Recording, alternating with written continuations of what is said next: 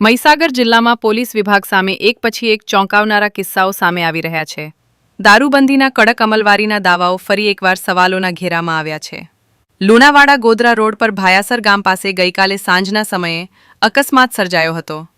આ અકસ્માતમાં દારૂના નશામાં ગાડી હંકારતા એક પીએસઆઈએ રાહદારી અને બીજી કારને અડફેટે લીધા હોવાનો આક્ષેપ છે.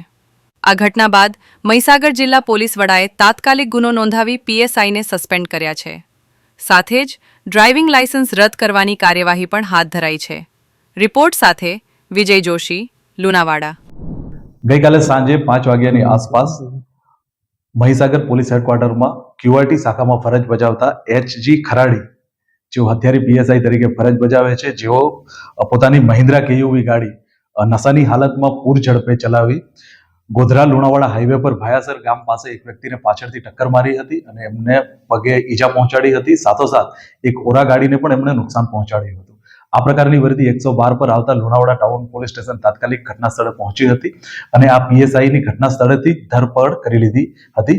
સાથોસાથ આ વ્યક્તિ વિરુદ્ધ એફઆઈઆર દાખલ કરીને આગળની તપાસ ચાલુ છે.